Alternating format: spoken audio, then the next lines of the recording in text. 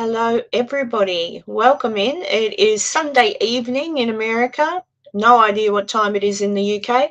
And here it is 11:30 a.m. on a Monday morning in, not too sunny Brisbane. We've had thunderstorms, but it is what it is. And here is the birthday boy. It's Enzo. And I'm just going to turn my phone down because it just went blip. And I thought, oops. We don't want that. I thought it was excited to see me. It was. Hi, Laura. Oh, dear. So, yeah, just thought it is, he's 21 again. Again? Can you believe that? Yeah, it's a time warp thing. Oh, gosh. Now, I did make you something for your birthday. I'm going to see if it works. Are you ready? Probably bloody won't, and then I'll get really cranky. Let me see. Where's it gone? Oh, I won't be happy. Where is it? There we go. It's going to be big. Where's it gone? Oh, that's right. I took it off of there. Sorry. I moved it because so I could find it easily. I moved it to my desktop and there you go. I was looking in the file. All right. Let's see if this works. Fingers crossed. You ready, Enzo? I hope it's turned up enough. Let's go. Okay.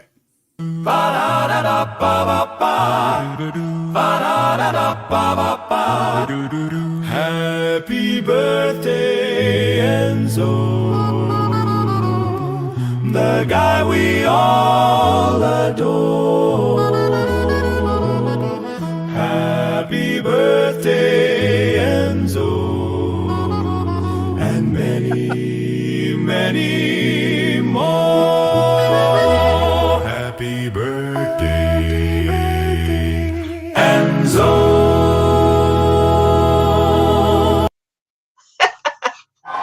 There you go. Excellent. Very good. Very nice. Thank you very much. I thought, I don't want to play Happy Birthday to You, so I made the Happy Birthday song in one app, and then I thought, I wanted to make singing aliens, and I started to, but it was just taking too long to animate the aliens. I'm like, so yeah. I was a bit, but there you go. So happy birthday, Enzo. The barbershop quartet candles were great. I love it. Thank you very much. Hey, Julie.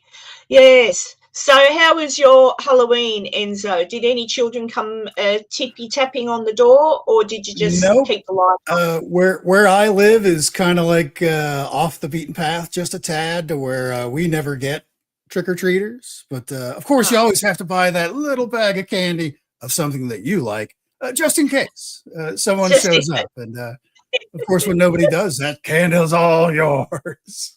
There you go. You don't look a day over 20, says Laura. 20 centuries. Thank you. That's all right. Julie says happy birthday. Yep. Yes. I didn't do anything for the Halloween. I was just telling Enzo that next year will be a little bit different because I'll have my grandchildren living nearby. So I'll make an effort to put out my clown that laughs and my skeleton that goes crook and the witch that yells and waves her broom. They're all in a box. But I'll go out of my way for Christmas decorations, I think. I'll do that.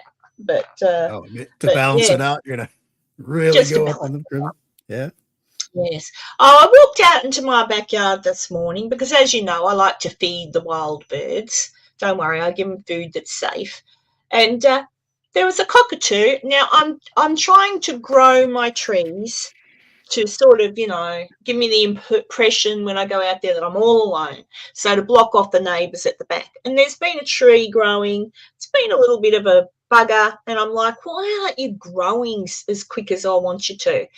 Walk out this morning, and here's a cockatoo and his mate sitting up in this tree that I'm trying to figure out why you're not growing, chewing the little branches off. I'm like, and I get out of the tree. I feed the bloody buggers. I thought, get out of the tree. So it wouldn't get out of the tree, so I had to go and get the hose and squirt him. That made him fly off, and I thought, right, that'll teach her. He came back 5 minutes later, started to chew it. I'm like, ugh. So that explains why that particular tree is sparse, because obviously they sneak in and bloody chew on the leaves in the tree. No other tree. Tasty tree. Oh, gee. Hey, Jethro. How are you? Yeah, tasty tree, obviously. Yes, I was all excited, Enzo, for the 30th, 31st, etc. Onto apparently December 19, something extraordinary was going to happen, and alien motherships were going to do their thing, and it's just another bloody bit of rock flying through that. Like, we can't win. Like, why couldn't it have been a mothership? Why not? Why couldn't it have been? I would have put my hand up to bloody get on it and take the kids. But it did turn blue. Oh, whoop, whoop. Whoop, whoop. It was green, now it's blue. What made it turn blue? Probably because it's coming back from around the side of the sun, so that it was at its closest point like a few days ago. Now it's just peeking out over one limb of the sun where we can sort of see it. There's a kind of a half-ass video here. It's not very great. Yep, there it goes. It is fast. I'll give it that. It's very fast. Oh, I'm glad they put that in there because I wouldn't have just in case you weren't sure. But still nothing from NASA to get a nice picture of it. No, to be honest, it needs a couple more days because it's just still, the sun is here and it's like right here. It's just a little too close for like really good pictures. So it needs to get a little further away. Maybe by next Friday, we'll have some okay pictures. Mm. Well, that's it.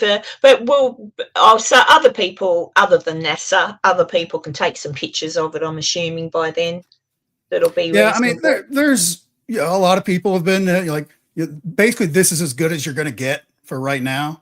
It's just kind of a fuzzy blob because it's just still too close to the sun. For the sun is mostly washing out what we can see right now, so we got to give it. Now it's moving fast. It's actually moving faster than it was, which is to be expected as it kind of loops around the sun. It gets a little gravitational boost there as it arcs around the sun and is heading out of the solar system now towards Jupiter. So. Yeah, not much, but everybody's surprised that it's kind of bluish. And well, it's coming up to Christmas, so maybe it's just it's got its decorations out. Yeah, there's some more decorations there. It's just kind of a fuzzy blob, which being a paranormal researcher, fuzzy picture must mean Bigfoot is riding on top of it somehow. Because it's amazing to me, though. I know scientifically they can measure things by the way, they've worked that out and everything. But I sort of thought, wouldn't it be at this particular time in the world, wouldn't it be wonderful if it really was something interesting? And it's just another bit of rock. I mean, it's not just a rock. I mean, it's a very interesting rock. It's a rock from outside of our solar system. Actually, that piece of rock is probably older than our solar system. I think, they were saying that it's probably older. So, it is interesting. It's just, Harvey got me all excited. Even though he didn't say it was definitely a mothership, I was still excited. I thought, you never know. Every channel you saw that started their headline with "Alien monsters are coming out of the," you can now happily delete them or block them or whatever it is because they're all full of crap. And the other one, I did send you a link when I first saw the thing, and he went on and babbled on, and I think he knows what he's talking about. But yeah, he put out a younger, I can't think of his name out, put out a thing the other day, and he had like a tinfoil hat on for a minute, and he was saying something about that, and he could be right. Maybe you can tell me if he is, but the sun, the big like explosions from the sun or something, we're a couple of days away from them doing their thing here. Depending upon which way they hit out or something. I can't remember. there's a group of sunspots that are on the sun, and the sun orbit, the sun rotates just like the planet Earth, all the rest, everything else, everything spins in space, except for Three Eye Atlas. Apparently, it doesn't spin that much, but there's one cluster of sunspots that have been putting out huge blasts. As a matter of fact, the latest one, when it was on the far side of the sun, actually blasted the Three Eye Atlas comp. So yeah, they said that. So even if it did have like a lot of loose stuff kind of like floating around it, it all got blown away like a birthday candle, as it is. So that particular group that's just been really putting off a lot of stuff is now circling back around, in like a day or two will be pointed straight at us again. So we'll see how that goes. This dude was saying, oh, it's going to mean massive earthquakes and this and that. And I'm like, oh. I mean, I know we are having a few strange earthquake type things happening, but it is the planet. I mean, we are on tectonic plates, and there's earthquakes all the time. Eventually, there's one place that I wouldn't mind an earthquake happening at the minute. Bloody hell. And we always, I mean, San Francisco, California, we can live with that then. Yeah. No. When the earthquake hits, it's going to be really big. Yeah. I remember. And it isn't what there are different types of faults. There's the type of fault that the San Andreas fault slides along its side. So basically Los Angeles down in the southern part, it's not going to snap off into the ocean. It's actually going to cause a giant slide where like Los Angeles would be up near San Francisco, which is at the complete opposite end of the state now, kind of a thing. So and everything in between is just going to get rattled and shaken apart. So yeah, and I think probably, I mean, everywhere in the world has their parts where there's earthquakes, and but the one thing that still bothers me, and I haven't heard much about it, is Yellowstone the national park there. I haven't heard much about that. Have you heard much about it? Because there was this big thing, obviously, about that if that blows. Yeah, that's the other one of the big scary ones, where it's a super volcano where most of the state of Wyoming, if it were to blow, would just basically nuke the entire western part of the United States, and the wind would carry all the ash and debris to the eastern part of the United States. So North America as a whole is pretty much gone if that were to happen. But there's signs leading up to that, and we're nowhere close to anything like that. There's little spots because they monitor it really closely for that reason, but amongst many others, is that those are indicators for other issues in the area, to include earthquakes and volcanoes, because there's a ton of dormant old volcanoes all encircling around that area that haven't been active for thousands and thousands of years. If they start seeing an uptick in activity, then those volcanoes may come to life again. So it's an area that geologists look at very, very closely. And we're nowhere near the big one. I know. And I've been, as you know, I've got a pet snake. A little bit off the subject here. I've got a pet snake. So I've been making sure that I understand the things I need to do for the snake. So I've been watching a few videos, and here in Australia, just up from me, probably 2.5 hour, 3 hour drive, is the Sunshine Coast. So up north. Up there, they have a lot of what we call eastern brown snakes, which are the second deadliest snake in the world, I believe.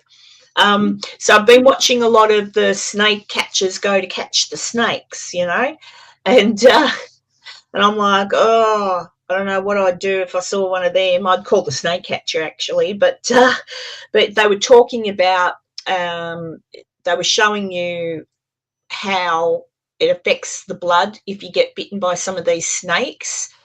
So they got blood. I don't know what kind of blood, but they got blood, and they put a little bit of the snake venom in the blood to show you what it does to the blood in your body. It literally turns it to jello within like, there you go. And and I'm like, oh my Lord. And then I was watching an American fellow. Now, he was south somewhere, and I didn't realise you had all those sorts of poisonous snakes too, not just the rattlesnakes. So he was talking about all these other snakes. I'm like, oh my Lord. So I've been watching. I'm thinking, I'm glad I picked a non-venomous snake, but the snake that I picked as a pet, or python, really everything I'm researching so far on different things, I just wanted to be sure I was feeding her correctly and had a good enclosure, but I have. So I'm doing everything right. But yeah, snakes. And then there's a big python. I saw a video of a big python and how wide it opens up its mouth, like really like wide, like that. Like Yeah. its head's just like this. Oh, and I'm like, all right. And then, of course, my bears. Where's my bears? Woo. I've been watching lots of bear videos because I love bears. But don't worry, I really will be very careful. When I come to Virginia City next year, I will be very, very careful. As much as I'll be tempted, I will not try to pack. Be out there banging my pots and pans just to keep them away. Yeah. Like, I'm sleeping out here. Don't draw this thing in. Actually, yes, you'll be Taylor, the lovely Taylor, has gratefully offered Enzo a place to park his little van. There's a plug there, apparently, she says, for power. So, Enzo will probably get to see the bear first when it rocks his van. Slipping around the outside of my van. I might have to rescue you, Enzo. But how attached are you to this bear? Yeah. Dear, no, it'd be fun, and I'm looking forward to showing Enzo around the beautiful Virginia City, and Taylor will certainly help as well, and I'll introduce Enzo to my much-loved friends that are there. I'll take him for breakfast to one of my favourite places, but certainly a soft spot for me, as in get him a nice cup of coffee and everything, and some breakfast. Sounds like a lot of fun. Yeah. And then I'll take you, we'll work out what mines to visit, but certainly Taylor will more than likely make an effort to come with us to I've gone blank, the Sutro Tunnel. I'm very interested because the Sutro Tunnel, for those of you who do not know, but the Sutro Tunnel would go from, what's the name? Not Daylesford, Dayton.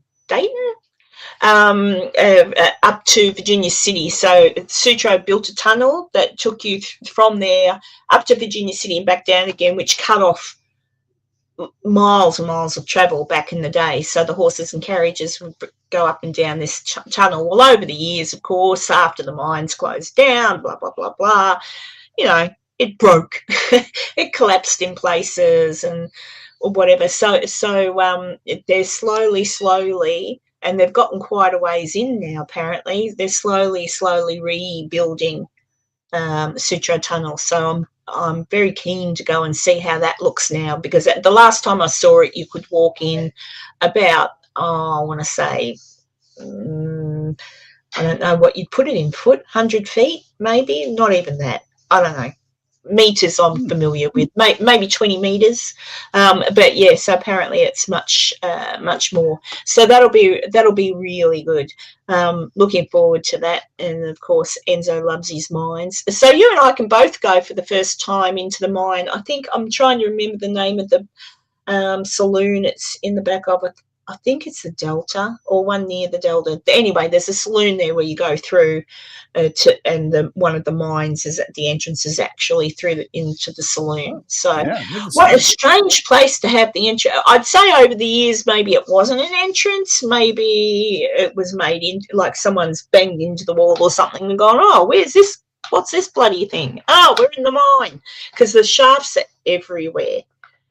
Right. One of the roads, I don't know if it collapsed, but they were working on one of the roads when I was there last time, and behind the road, like that they were working on, they knocked it down. They were rebuilding something, and all behind it was like a passageway under the main street that back in the day used to be underneath, like it was probably like storage maybe for some people, or there's rumours that that's where the Chinese people had to walk because they weren't allowed to walk on the normal footpath. I don't know if that's true, but there you go.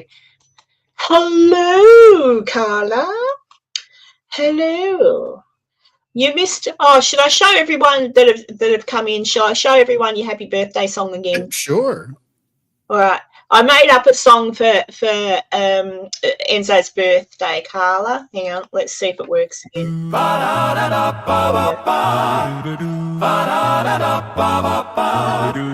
Happy birthday, Enzo,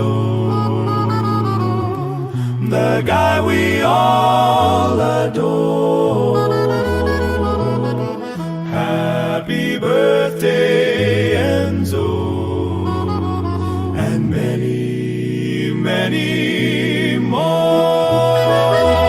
Happy birthday, Enzo.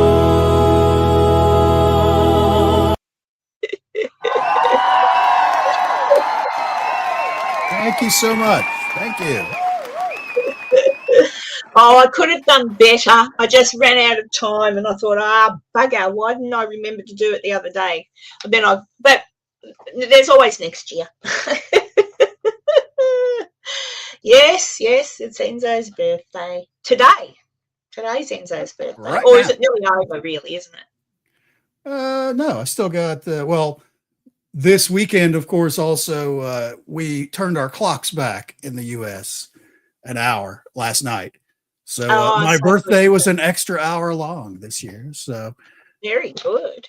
Yeah, I was reading somewhere the other day, because I was looking at daylight savings, blah blah blah blah, and I didn't realise there's actually studies that have been done. Firstly, they did them on animals and things, but they've realised that it's not really good for humans. It's not good for it's not good for humans. It's not that daylight savings actually affects you in ways that you would not know, so emotionally, physically. And I thought, well, that makes sense because I hate daylight savings, and luckily where I live here in Queensland, we don't have it. But I hated it. I remember even as a child, all the other children whose parents didn't mind their kids staying up until it got dark, they'd all be outside and I'd be, get to bed, it's bedtime. But it wasn't bedtime, it was still daytime. I still had but yeah, apparently the effects, even on animals, chickens and all that sort of thing. Like, no, they don't know the clock's moved, but we've moved the clock. So therefore our care of these animals, dairy cows, etc., but it worked out farmers apparently ended up not looking at the clock per se, just going with the movements of the animals because it was affecting everybody. They should just get rid of it. It's honestly, we don't need it. We really don't. I mean, supposedly the reasoning for it way back when was to allow, because basically your average farmer, they wake up with the sun and go to bed, or stop working at least when the sun goes down. So they never had time to go to the bank and to the store and things like that, because everything would always close relatively early back 200 years ago, or however long they've been doing this stupid trick. And this would allow, the sun would be down, but it would still be early enough that you could go to the bank and, do whatever it is you need to do, that kind of stuff. But we're way beyond that. It's we certainly do not need that for that reason. There's no good reason. They try and say it's like, well, it saves electricity because no, it doesn't. It really doesn't. because No, there's really, you can't convince me. As I say, I've always hated it. Ever since I was a little girl, I've always hated it. But it's like how is it saving electricity when it's dark when I go to work and it's dark when I get home? I'm using more electricity then, versus if it was still like an hour of light left by the time I got home, I'd have that much. Was it Yeah, really Benjamin Franklin who come up with the idea? it might have been. That sounds like a Ben Franklin idea. It makes sense at the time, but we've since outgrown it. We really, really don't need it. Well, they didn't bring it in here in Australia until I was little. Like I'm trying to remember. I mean, it wasn't a thing until I think I'd have to research it, but until the late 60s, early 70s, because I know where I was living and how old I was roughly, maybe about 6 or so, when they decided to, yay, daylight savings, but no one liked it, especially when you lose an hour, especially when you lose an hour. Yeah, the springtime when it flips over where you lose an hour of sleep, that's not great. But this time, everyone likes this one a little bit because you gain an hour. Where technically, if you're at the bar and the bar closes at 2, it's like, oh, I do remember that. It's 1 a.m. We can stay here an extra hour now. Yeah, I do remember that when I was younger and used to go to disco.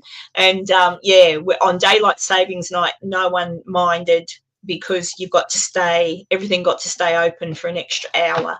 But, yeah. But, Dee, you were allowed to stay up, Dee. You had good parents. My parents still made me stick to, nope, bed. And so I hated it. What were you going to ask, Enzo? Well, you were certainly right, of course, how it affects people and animals. I always wonder about, because I used to travel to Alaska a lot back in the day, where it's Fairbanks, Alaska is way up north, enough so that like the longest day of the year is like 23 plus hours, where the sun rises in the northeast, goes all the way around the sky, and then sits just below the horizon. It's like a glow. It doesn't even get fully dark. But the winters are the exact opposite, and it's super depressing when the sun just comes up in the southeast and then goes right back enough to where the full disk of the sun is above the horizon, and it goes right back down again for the rest of the 23 hours. That is awful. Just not seeing the sun at all, because it's a cloudy day on that shortest day. It's like, oh, sorry. Yeah. Oh, wow. So all I can hear now is I'm pretty sure it's Elvis. North to Alaska. Was that Elvis that sang that song? I can't remember. Yeah, he probably sang it. It was around that time. He probably sang it. He used to sing. It was great. I have old photos of me up there in July. Where hi Jess. Hi Jessica. Yes, I'm waiting to see. She had a busy weekend. Yeah, I have some photos. Yes. Did you? Can you send me any tunnel cake? Tunnel cake, yeah. Tunnel cakes. Yeah. Here's the front yard here. Oh, you've got it. This is off of her Facebook. Hang on, I'll see if I. Oh, ha! It's just me now. Hello. But you can see we got the whole front. You can see her house back here. And see everything there. That she had a few more, I think. Yeah, up here. Where all the decorations, there's like a tunnel that goes towards the back where all the kids get their candy and everything. And this is what it looks like now. Not 24 hours later, back to normal. You go to a lot of hard work. That's for sure, Jessica. That is for sure. Oh, well, Enzo had the photos there, so I just thought it was quicker so you could see them properly. You know how it is. I'll try and do something. Not that massive. If I lived in an area where it was like another different, the problem with my area, not a problem, here I go again. My area is primarily people who would not celebrate that sort of thing, if you know what I mean. So yeah, maybe at a later date I might even move to somewhere where people do celebrate it, like America. Whoa. Yeah, Jess Yeah. posted for her Halloween thing. They had 1,102 people walk through, went through 45 pounds of funnel cake mix, 7 bags of candy, and 2 flip circuit breakers. Oh no. Where's Ben? Having a little break. Thought I'd jump in and see what's going down and say hello before I do a water change for my turtle. Oh, Very good, Ben. Big Ben. Oh, your turtle's going to love that. Jethro. Oh, there we go. So, yeah, no, it looks like I'm amazed Jessica's awake. I'd be pooped. I'd be asleep. The decorations would still be up. that's Yeah, actually part of. Yeah, as I say, Dee, just depends where you are. Like where I am, not so much. Just the what's the word? Culture. The culture in my area, it wouldn't. Yeah, a very different culture. So that's where Dee lives. Though still primarily, I think. Yeah, unfortunately, that is what it is. A bask on the grass, you reckon? So we have solar decorations. Sun charges them. Oh yeah, got to have the solar decorations. But Jessica's ones are massive. Like we're talking massive. We're talking Takes up the whole front yard of her house. Yeah. And she does it in such a way and has it so organized that it's a one-day event. They come out there and start setting everything up on Halloween day. It's out there all Halloween night, and then they get up extra early than the following morning and pull it all down, so that by the time the kids get up and look around outside, it's like, hey, maybe we can hit them up for more. Oh, it's all gone. It's all gone. It's all gone.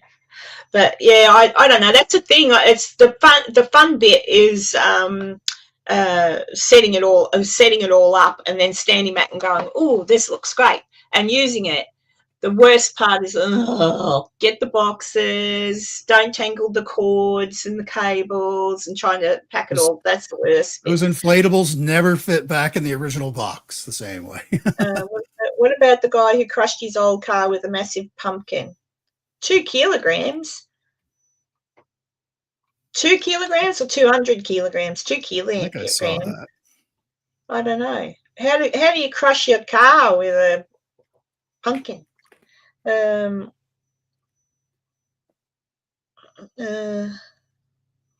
Yeah, putting away. Really? Oh, I suppose, because when it's Jethro, a crane lifted it. Lifted the car or the pumpkin? Oh, here we go. He's got the pumpkin sitting there he's got the car sitting on the ground. Yeah. And oh, there comes the pumpkin. That was really? It was a real pumpkin. It's a real pumpkin. Yeah, there you go. What? When they get that big, they kind of like flatten out because they're just so big and heavy. Can you still eat it? I don't see why not. Some things when they get really big taste different, like right. They're a bit weird, but crikey, where was that? They get all the seeds out. Look at the seed. Wow. I guess he didn't want his car anymore. I guess he was done with it. How do you claim that on insurance? So what happened to your vehicle? Oh, well. Some kids dropped a pumpkin on it on Halloween. Yeah, I don't know. Halloween it does look it looks like they did pull out like all the glass out. There's no glass in any of these windows, so nobody's going to get sprayed with glass when it hits. So I'll give them that. Oh, geez.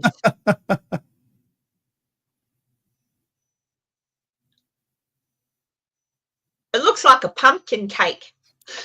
It does. Geo Metro or whatever that is. I used to have one of those.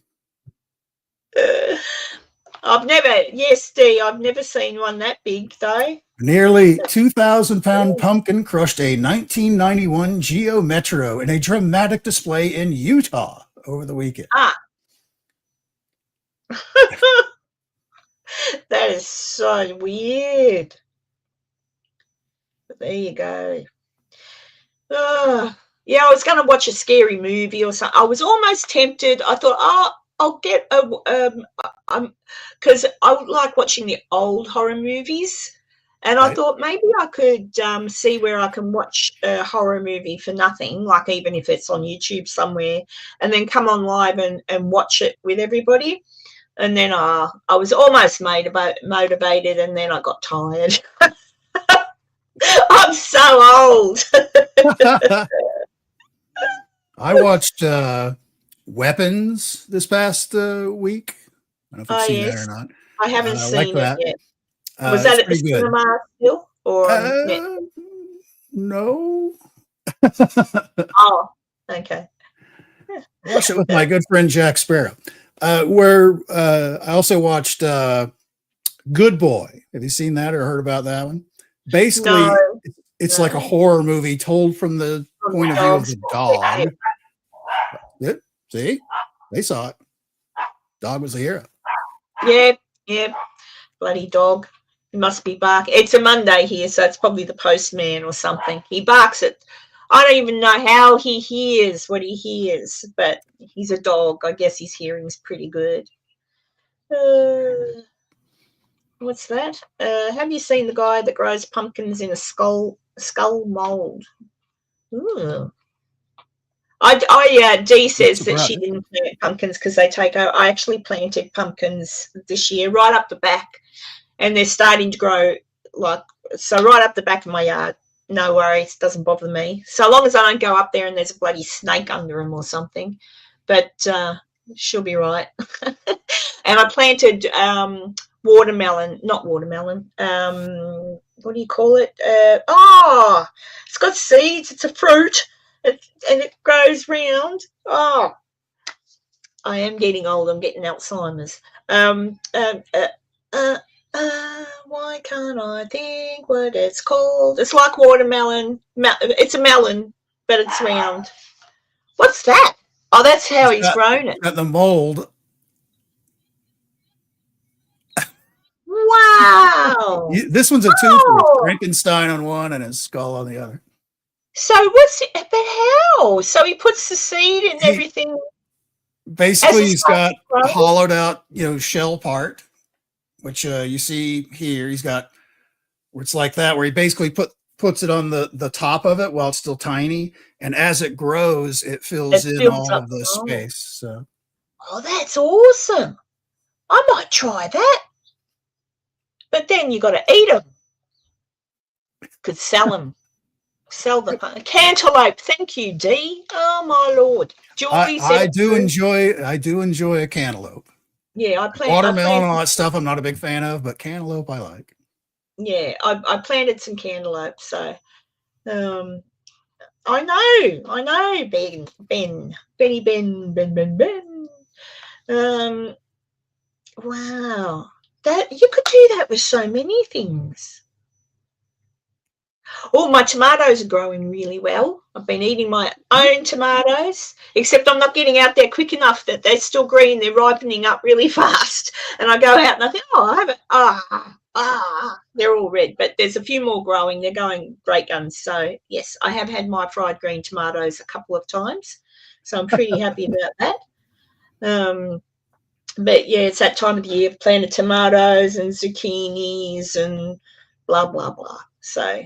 yes, I love watermelon as well, Julie. I really do. I should plant that, but you'd think it probably takes a lot of water because they're full of water. So you probably have to water a lot them. Of water. Yeah, she'll be right, mate. She'll be right. Well, Australians have got a lot of things like, how are you, mate? Yeah. The way we talk, we're sometimes in the negative. but yeah, it's fun being Australian. But Americans have great sayings too. Yeah, I do like rock melon as well, Jethro. It's a rock melon. I do. Well, yes, Dee, but you've got bloody well near a market garden growing at your house with what you said last week about all the vegetables you've got planted. Oh, there goes Puss Puss. Where's she off to? She's off. She's thinking about it. There's her tail. She woke me up last night and I didn't know what was wrong. And there was nothing wrong from my perspective, but her perspective was that her bowl of biscuits was empty. This is at like 1 o'clock in the morning. And I'm like, oh, what? So I had to get up and get her a little handful of some biscuits. And then she went back to sleep. But then she tried to wake me up again and play. I'm like, no. What's Ben saying? That mould kind of reminds me of how people back in the day marked a to water source. They would plant trees in a teapot, so they grew weird and normally led to water. Oh. Oh, I get you. Like when, yeah, I understand. Follow the root system to where the water might be. I'm not that old though, Ben. My ancestors might have done that. Oh, yeah, no, should be right. Yeah, even if there's a snake, like that's the thing. Most of the snakes, even I've been learning, even the ones that are venomous, like the eastern browns and stuff. Now, that is one thing I might disagree with in regard to what one of the snake catchers was saying. I have been in a situation, and I think I've told this story before 2 times. Once both times I was on a ride on lawnmower in the bush, a big property, and we were mowing the lawn of the property. And I knew the snake lived there, and it was huge. So I knew to keep away from a particular log. But this one day, coming up towards the log, and he wasn't in it. The big snake was next to it. And he saw me, and he reared up.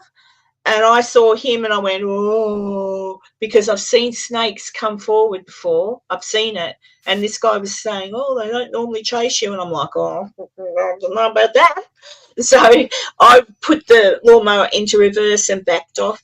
And I'm watching this snake and it's watching me and I'm watching this snake. And I swear to goodness, he must have been at least probably a 4 metre. Like he was old. He'd been there for a long time. He was big. His head was huge. And as I backed off, he settled back down and then he slithered away. And I'm like, wait a minute, you were armed with a lawnmower, right? I was armed with the lawnmower, but I can tell you now, I reckon he might have beaten it.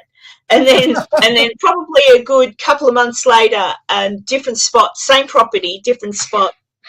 And I was mowing along a driveway, on the side of the driveway, same sort of snake. I'm pretty sure it was a brown. I could be wrong because some of them, but it was not a happy camper. I'm coming along and I'd already gone up once and I must have missed it. And then I've come back down and then I've come back up for the next run. And there he is sitting on the part I've just mowed and he wasn't happy. He was all up and ready to go too, like back and back. And I'm like, oh my Lord. And I thought, okay, I'll go back slowly. And he started to come towards the lawnmower. And they're fast. Snakes are fast, people, when they're on the ground. I'm like, oh, my God. And I just turned the mower and got onto the road. And I looked back. I couldn't see it. Obviously, it had gone off into the grass. But, I thought, yeah, no, I'm not going to have no snake attack me. But I'm pretty sure they were both browns. But yeah. But I do like snakes. I think they're awesome animals. I just don't want to ever be bitten by one since the way you die is not too nice. Let's see. Purple peas. Yes. Well, I think it's because Julie, our pussycats, Julie's just saying her cat likes to climb all over her too at that hour of the morning. I think it's because cats are nocturnal animals generally. Because I don't know where she's gone. Where'd you go, kid? I don't know where she's gone. But she sleeps generally all day. And then the night time, yeah. And there you go. Yeah, the snakes do get pretty nasty when they've got eggs. That was the other video I was watching. A guy that was showing you clutches of eggs with they were pythons.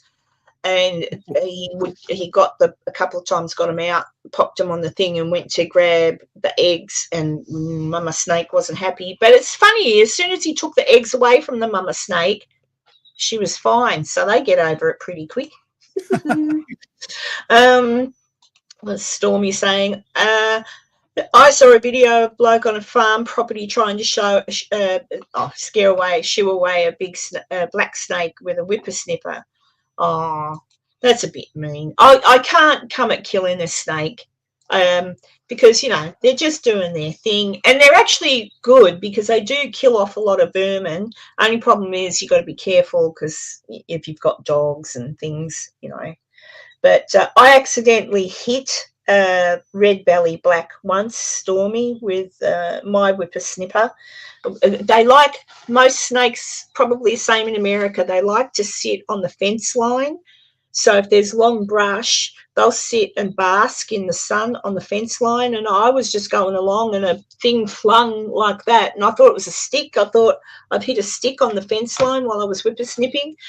And then I went up further and then had to walk back. And then I saw the stick moving and I've gone, oh, and then it didn't move anymore. And I walked up to it and, I didn't kill it. I hadn't killed this either. It was still alive, but I'd injured it. But I felt so bad for it. Not death by whippersnipper.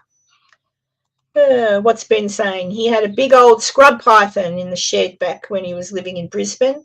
Massive, thick, beautiful looking snake. Some of them are huge. Up here, Enzo, these snake catchers, particularly further up north, go in, people give them a call. Hey, there's a python, pretty sure it's a python in my roof. And I've seen some, I don't know how they get so big, because I've been told my python should only get to about, at the most, 3 meters. And I'm like, 3 meters is pretty big. But some of these pythons are massive and thick as, like, they gobble you up in no time. You have any of these around you? This is an Australian thing that they just discovered. What's that? It's like a walking stick type insect. You familiar with those? That's big. I mean, really big and has wings. In a remote rainforest in Australia, home to deadly snakes, spiders, and creepy crawlies, scientists discovered a new species of stick insect they believe is the heaviest ever found in the country. Well, there you go. Yeah, Jessica. Yeah. Yeah. And Dee's cool. Yeah, I was also watching a few things on the Yowie, and they were showing some fella up near. It's about I want to say an hour and a half drive out of Brisbane, sort of inland, where they reckon they've got the Yowie, and there's a little town there that makes its money from people going there to find the Yowie, and I'm like, I don't know about that. But I might go for a drive one day and see if I can see a Yowie. No, my luck, they're real and it rips my head off or something. What's that? Is that the horseworm in a praying mantis? It comes out. Oh, what? Gross. There are some gross-looking things in the world, aren't they? Like you think, ugh. And then there's some animals that you can't even believe are real, like some of the fish that the sea life up deep down that glows like neon. And you think, right, how does that, like, yeah. It'd be good if we could invent something that could get us. I mean, we're on our own, in our own planet, on our own planet. We can't even go deep into the ocean. We haven't worked that out, but we're still trying to work out how to, hightail it to Mars, which is interesting, but, it is what it is. Oh, I saw Elon again the other day talking to Joe and telling Joe, I promise if I see any evidence of UFOs out in space, he said, you'll be the first person I tell. So, yeah. So I'm still, I don't know. Like I say, if they're here, I think they're here. If that makes sense. I don't think they're in outer space. I think they're here. Some think they've always been here. Yeah, I just, I mean, definitely something odd going on out there in space. Not space. I mean, in the skies. But you don't know. You don't know. No one's going to know. No one tells us anything. They just feed us like mushrooms. Yes, I had some pet stick insects as well. I inherited them from my children's school because it was school Christmas holidays and nobody would have been able to look after them. I had them for a while, but yeah, they passed away eventually. Well, the one I was just showing. What was that, Enzo? The one I was showing says weighs 44 grams, about the same as a golf ball, and is 40 centimeters long. That's 15 3/4 inches for my American friends. I bet you it's still very delicate because stick insects are very delicate. Yes, well, Dee, if you ever remember when I was in America last and Enzo kept everybody entertained with my stories when I was, where was I? The Washoe Club. And I disappeared and left Enzo live to keep you entertained while I was down. My phone will, you guys are going to walk with me. The phone will be up fine. And it'll just be gone a minute. Even if I do cut out, it was like, I don't even remember. It was like 30 or 40 minutes. It seemed longer, but it was a while. I don't think it was that long. I think it was about 20 minutes. But it was 20 minutes of sweet terror on Enzo's part. But he did well. Time to start telling a yarn of what she's possibly running into. But yeah. Well, I often actually wonder about some of these very, very intelligent people. Maybe we are interbred with aliens, and some aliens have smart kids and some have dumb kids. Aliens. Hello, Erwin. Yeah, I don't know anymore. I don't know. I don't know anything anymore. The world's gone mad. Oh dear. It was a short trip for some of us. Yeah, I mean, we're only on the planet for a very short time before we cark it, so we might as well try to be nice to each other. But I think most human beings don't think about death until they come to a point in their life where all of a sudden their body's not doing what it normally does, or they've had a health scare. Hello, that's me. Yes, today on that birthday, where it's like start doing some quick math. It's like, well, I've really only got like a dozen good years left. If that.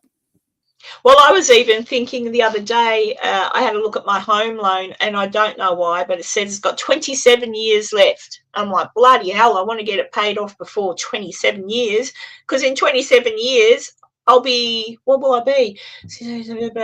90. Like, if I'm still here, like, crikey. So, yeah, I don't know. It'd be all right if they didn't charge so much interest. Assholes. Banks suck.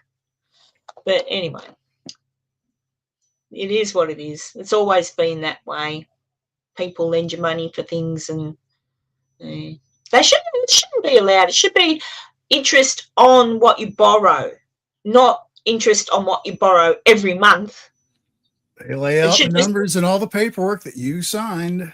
Yeah, I know. Same thing they do to dumb young kids in high school, saying, "Oh yeah, get this money for this, pay for your 4 years of school," and ridiculous because that's something that they just simply don't go over or express enough. I feel in school. Yet last year of school, there should be a class specifically. This is life. This is what. Insurance payments are. This is what your rent's going to cost you. This is how much to try and get a house. This is how much your loans are going to be, and this is how much you're going to borrow. But you're going to pay back this much because you borrowed. So it's crazy. Nobody explains that to kids. Yeah, it is what it is. You work until you die. mind you, I don't mind working. I enjoy working, getting out there and getting a nice pay packet. I like to work, but sometimes it can be difficult. But there you go. Oh no, I better not. It's all right. I was going to tell you something, and I think, oh, I better not. What's that? What That was was a that? mistake. I don't even know how that happened. I accidentally hit one of the keys on my keyboard and it just Oh, switched the lucky it screen. wasn't anything you'd been watching before the show. Dun, dun, dun, dun. It's my birthday. I'm allowed. Yeah, about like that, Ben. I borrow $1 and owe a million back. We're fine. It's Enzo's birthday today, Erwin. Yes, he's having a birthday, so what the Yep. goodness, we'll try and make it a big one. 58th time around the sun. Yeah. Yeah. So what else has been happening this week of interest? Probably not much. Over here, I haven't had much interesting happening. I can't even get out into the garden very much because of the thunderstorms we're having. Different areas of where I live got hailstones the size of like almost a softball, like really huge, car damage, etc. I, touch wood, missed out on hail like that, just heavy rain. So, but it's good. It's good for the garden, you know. It's good for them. It's still hot. It's really humid. You go outside and it's warm and it's humid. But that is what living here is like when it's a warm day and you get a thunderstorm. So, but yeah, so that stopped me from doing anything. And then, of course, I was very disappointed that we're not going to be visited by a mothership from. I'm very disappointed. Very disappointed. Last night was for where I live was the first night of below freezing temperatures for the season. So oh, that's right. Yeah, we're heading into first winter. heavy frost. Yeah. There you go. He's only a young pup. He's a young puppy. I think nowadays we're young puppies until we're at least 80. And then it all goes to hell. Yeah, that's when everything shatters. I have to look into it a bit later, but I saw Jane Fonda. I think I mentioned her the other week. You know, Hanoi Hannah or whatever they used to call. What did they call her? Hanoi Fonda. Hanoi Jane. That's it. Yeah. Apparently, they did a test audience thing on Jimmy Kimmel with her. So it was a test audience because they were doing something. I don't know what, but they were doing something with her. And she come on and told some pretty distasteful jokes about certain people, one in particular that was murdered a few weeks back, or more than a few weeks now. And apparently the audience booed and stuff. And then she told them all to F off and stuff. I heard about that. So she wasn't hired for the job that they wanted. And then apparently, I'm not sure what Tom Cruise wanted her for. I'll have to look into it a little bit more, but because she's been wanting to get a few jobs under her belt before she retires. And one of them was going to be with Tommy. And Tom heard what she said about certain people and said, yeah, no, I don't want any actors with me in my projects that voice their political opinions because it takes away from my stories. So she... and he's correct. Yeah, it is correct because that's why I can't watch certain movies anymore. I'm like, oh, you bloody wankers. So, but I thought, people like actors and stuff like you know, sports stars. It's like, why would you intentionally alienate half of your audience right off the top? Things like that, if that's your business, entertainment, as in like, you know, movie star entertainment, and you want people to pay big bucks to come and watch your movies or come and watch you play a sport or whatever, you probably best, until you retire, to be, unless it's something, I don't know, you just shush. Because people have, that's how movie stars used to be movie stars. They were put on pedestals because we knew nothing about them. We knew nothing. We knew they lived in the Hollywood Hills and they wore glamorous clothes They made us happy with their movies, and obviously some stories we were fed about them and their marriages and all that sort of thing. I mean, they had clean-up people. There were no scandals, and Oh if there yeah. was a scandal, then you would be finished in Hollywood. Simple. But I think it wasn't until I'm trying to think, was it the 50s that they went in and tried to get a whole heap of people, even Lucille Ball, they tried to get as a communist or something. There was that whole big thing where a whole lot of people were losing their jobs, writers and all sorts.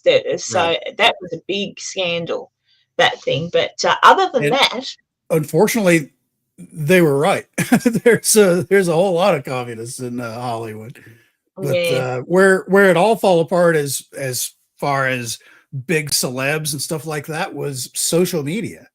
You now know everything plus what you never wanted to know about whoever your favorite movie star or music person is, because it's all over social media 24/7. It's like, yeah, you're just as dumb as these other people is. It's stupid. Yeah, she was an idiot. Oh God. Oh, I have to. Ricky Gervais. I love Ricky Gervais, and you never hear him. He's very quiet, unless he's doing his stand-up or unless he's specifically asked.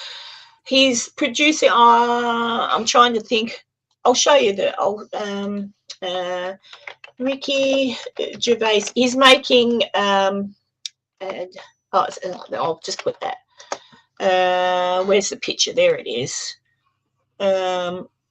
I'll just show you the picture. Let me see. I'll pull you back there. So he's been making an alcohol brand. What's he call it? Dutch Barn Vodka. So he decided, he made up a whole heap of different billboard pictures and presented them. And I'm just trying to think, because I actually saw him talk about it this morning, but I don't know. But this is one of the pictures. And go away.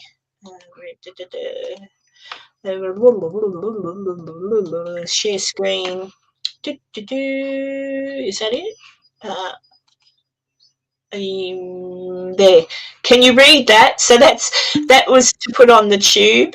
It says, "Welcome to London. Don't forget your stab test." Oh my God! And that got rejected. And the timing, obviously, with what happened in England yesterday. Yeah. Maybe they should have put it up. People would have thought, maybe I should. That's right. Ricky Gervais saved my life. I remembered my stab vest. But it's just a joke, and he was talking, and he's gotten so cranky that, because he keeps five now they've rejected. I love Ricky Gervais. One was, look, a joke, funny. But there was one that he said got knocked back for various reasons, so he decided to go the other way then, because they're saying, well, you can't do that. So he thought, okay, well, I'll go the other way, so you accept it. Yeah, no, you can't do that either. And he's like, oh my God. So now he's just, you can all get nicked, go to the website and he'll sell it there. So I think, because I often wonder. What's it called again? Dutch what? Dutch Barn, Barn. Hang on, let's see if I can find Ricky talking about it.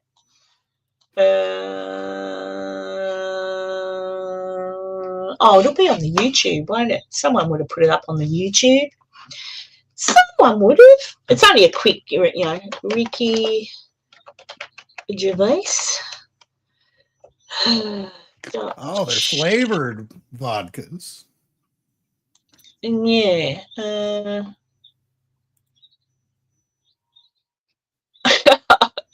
He's obviously done a lot of ads, but I just want to see the one where he's gotten cranky. He's done tons. I'll have to go and watch them later. I do like Ricky. That's interesting. It was on his Instagram or something, I think. So they might. Ricky Gervais, Dutch Barn, Tube.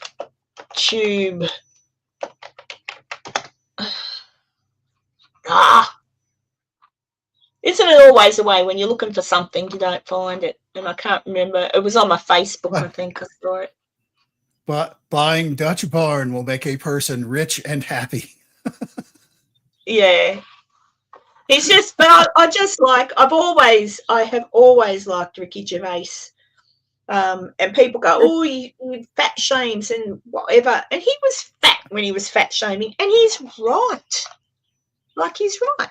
Yep. When he's talking about people on planes and all that sort of thing.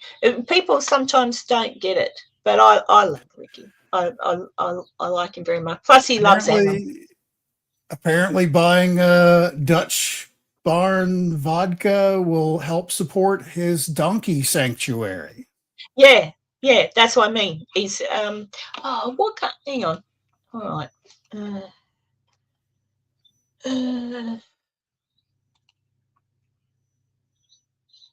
Here it is. Hang on, let me see. I'll see if I can.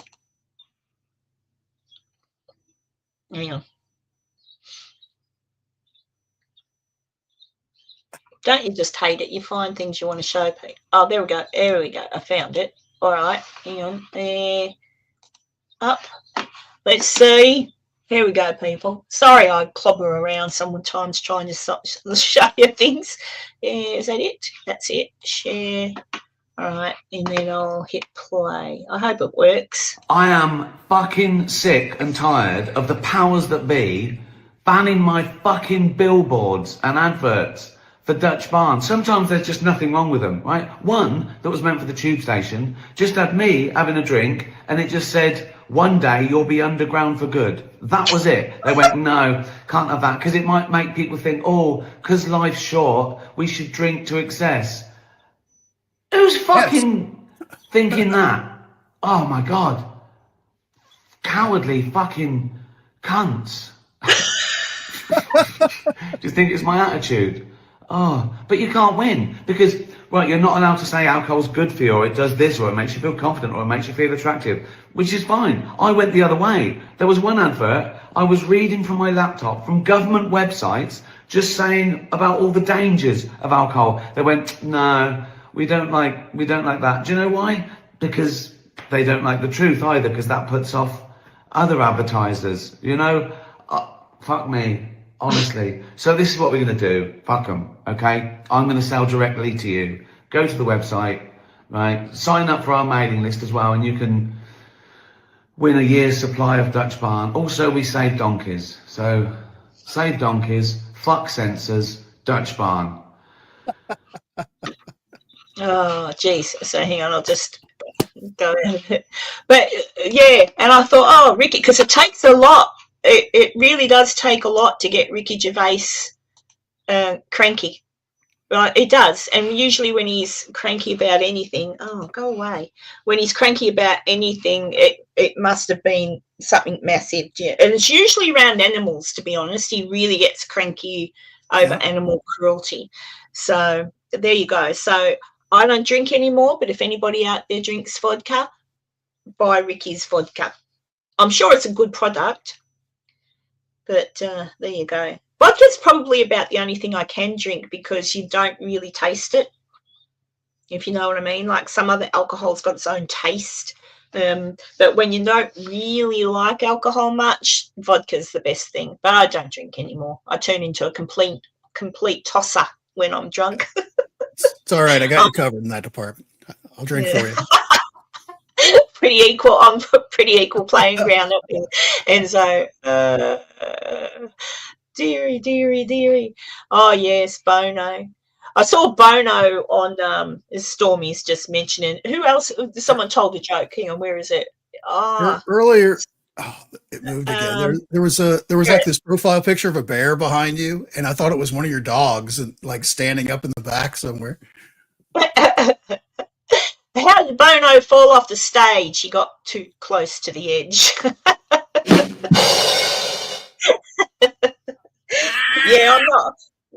I didn't mind U2 when I was younger. Some of their songs, but yeah, and I didn't mind Bono too much, you know. But he got political. And then he tell us because he was on Joe Rogan. He's always been preachy, so He's always been preachy, but he was on the Joe Rogan show and he started to bang on about something, and Joe goes, no, and Bono goes, oh, yeah, and Joe said no and came at him with the facts, and I'm thinking, see, and Bono didn't know what to say, and I'm like, honestly, it is what it is. But and a lot when of you people, reach Bono status, nobody ever tells you no. yeah. So you're just surrounded by yes men. It's like, oh yeah, that's a good idea, boss. Sure. Yeah. Julie, I don't drink, but maybe once or twice a year. Yeah, like maybe sometimes, not to the point. Like me too, just once or twice, like the first half and the second half of the year. That's the only time I drink. And how are you going with your band, Enzo? Any updates? Well, the weather forecast is going to be mild and sunny for the next week, so I'm going to actually be able to knock out a lot of stuff this week. But right now, my big thing is I kind of have to wait to see what kind of sales I can get on Black Friday. So I have like maybe 4 or 5 days worth of work I can get done, and then I have to like buy something else. But those are like the higher ticket items where it's like, the first thing would be like my heater air conditioner thing that mounts to the roof, where I have to cut a giant hole in my roof to fit it in there. But that's like $1,000, and I'm gonna wait. It's worth it for me to wait a few weeks till Black Friday hits.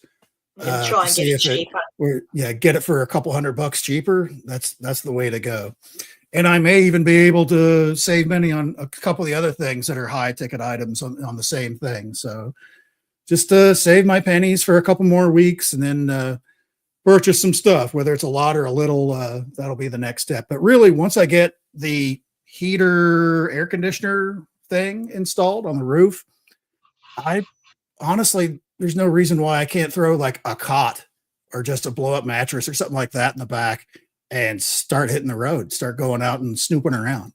And as I get money, well, it's got a heater in it, which is all battery powered, which I've got a big battery bank. So I need to road test that kind of stuff anyways to see how well it works with the system I have, what the limits are.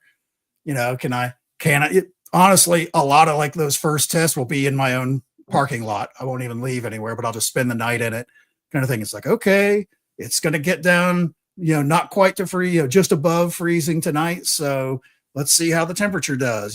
Can it maintain? How much of the battery does it use? There's a lot of things I can do just for my front yard once I get all those pieces and parts together. And the next big hurdle is to get the AC heater thing. And after that, it'll kind of be, when I get to it, I can get to it. The rest of it will be mostly cosmetic after that. But I'll have to, fashion some kind of a bed, of course, out of something, which I have a cot in my basement I could actually throw in the back and just sleep on that for a while. It won't be fancy, but I could certainly make it feasible to start going on a couple of small, short adventures with it. I'm just, I've got a friend, CL, who sent me something the other day, a little bit off of subject here. Let me see if I can find it. Obviously, people know about the Conjuring House thing. People, Jason Hawes has got the GoFundMe. And that's not what I want to do. I want to download it. How do you do that? No. Oh my God, right click it. Yes. Save it. I know how to use my computer. Save. And where is it? There we go. Sorry, I've got two screens working again now. So I'll just see if I can find this. Present image. It should make some of you laugh. We're laughing already. Ah. You can. It's actually a joke. I don't think you get that. Although someone can tell me, because someone who's still, I'm not really in the paranormal thing anymore, but I saw someone said this to me and I went, yeah, more or less. So I thought you might be amused by that, some of everybody. Oh, go away. But yeah, I just sort of thought it's kind of what it is. Be interesting to see who ends up buying that. If it were me, and I owned that house, and the lady does still own it, I'd just say, yeah, you know what? No more investigating in it. I'm going to put a little museum in with artifacts from the area and directions to the little graveyards and things like that, and put together little exhibits that show the history of the land, about the wars that were fought there, the people who really lived in that area back in the day, who built the house, a story about them and their lives, because it's a pretty old house. That would, to me, that would be far more interesting than it's haunted. But we'll see who gets it. Someone's going to no doubt buy it. But, yeah. Exactly, Julie. Like what I was just suggesting. Like, that's what I think, because it's a historical house. I mean, it's really old. It's just a shame that people keep banging on with the ghost thing. I mean, my opinion on ghosty things now is very, very different to what it used to be. Sure, there could be something, and you don't never say never, but my experience points in a different direction. And I just think talk more about the history of the place, and if it happens that you're there and a door slams or someone taps you on the shoulder, well, you beaut. But yeah, I think they'd get a lot of people, normal people, like everyday people, going there to have a bit of a look. You could have a gift shop. You could have market days, like maybe every Sunday, the locals could all bring a market. You could do lots of community-based things in that house and still support, like monetarily support keeping it, make it a B&B, just a bed and breakfast. People can go and have bed and breakfast there. There you go. But a reasonable rate, proper reasonable rate. I'll go. That's a lot like some of those older hotels there in Virginia City. I noticed that it's just kind of small little thing. It's nothing giant. You can just go spend the night there, and this 1800s era hotel, and you got the story and the tale, and maybe have something go bump in the night. Yeah. Oh, well, I did stay, again, like I say, I still don't know, but I do know when weird things happened. And when I first went to Virginia City, I stayed at the B&B, B Street B&B, a beautiful old house that they'd renovated. So when there's photos there if you ever get to stay there at the, what did I just call it, the B Street B&B, bed and breakfast. They've got an album down in the bottom of the house that you can look forward through, and you can see the original photos of the original house, and it was a mess. It would have been almost at the let's just knock it down state, but they rebuilt it, and it's the most beautiful little place. Well, I stayed there, and I was the only one there on one night in particular, but I didn't know I was the only one there. I just went to bed, and it was my first, so I still had jet lag, and I just off to sleep. But I woke up because I heard someone coming up the steps, and then doors banging in the room next to me, and I thought, oh, righto. Like, that's how I thought, bloody righto, that's a bit rough. And the next morning I went down for breakfast, and the young lass that was doing the breakfasts said, oh, how'd you go? How'd you sleep? And I said, oh, it's a beautiful house, blah, blah, blah. I said, but who's in the room upstairs? I said, are they coming down for breakfast? And she went, pardon? And I said, well, the room, last night, I said, I don't know what time it was. I said, I can't really remember, but they woke me up. I said, they come up the stairs, bang, bang, bang up the stairs, and then bloody bang the door at the end there. I said, I'm assuming it was the bang come from the big room at the end. I said, so are they coming down for breakfast? Because I might not be, it's too nice to them. I might be a smart ass. And she looked at me and she said, no one, she said, there's no one in that room. You were the only one here last night. And I went, well, where were you? And she goes, home. She was living in a little caravan over in the thing. So she after she does her thing or whatever, she just goes and the front door gets locked, which I knew that. And I'm like, bloody So, hell. So that did get me, so because I thought, well, you were there on the floor all by yourself, clearly heard somebody walk in, slam the door, make a bunch of noise, yeah, but you were like no all alone. talking. I didn't hear any talking. I just heard bang, bang, bang up the steps, which was annoying enough. That's what it woke me up. So I don't know how long it was going on for, you see, but the bang, bang on the steps woke me up. And I'm like, oh. And I went, oh, okay. It's just because there's 3 rooms there at the B&B, and I was in the middle one. And then I sort of thought, bloody rude. And I laid my head back down, and then next minute, bang, the door. And I'm like, oh, my God. And I could hear movement in the room. And I'm like, Oh, wow. rude. I'm thinking, bloody rude bastards. And I laid there for a few minutes listening to all this bloody noise, and then it just stopped. Must have been akin to the McIntyre Villa folks that I ran into, because they just up and down the stairs all night long. So I will say I did experience that, and you've got to go on though. I mean, she said no one came down. When I went back upstairs, so I came down for breakfast, and when I went back upstairs, I thought, and I went into the room and looked around, and sure enough, no one had been there. The door was shut when I got up. So it had been like slammed, but yeah, I'll be buggered if I know what that was. Hey, Heather. Oh, Heather. Oh, hang on. I'll just tell you. Let's see. Oh, Irwin. B&B stay overnight. The door slammed. I'd be gone like a road runner. Yeah, but I didn't realise I was there by myself, Irwin. I actually just assumed it was someone coming into their room and just being a-holes. Yeah. Hey, Irwin, did you hear that noise? Whoa, there you go. Yeah, that's Irwin off. Yeah, Heather was at a parade. Was it yesterday, Heather, I saw you? Sunday? Heather was walking up, I guess it was a pride parade, but she walking and asking for kisses. How many did you end up getting? The last I saw Saturday, was it? The last I saw was you got up to over 30 kisses on the cheek, before she got to the end of the parade. Some people didn't want to, but a lot of people did.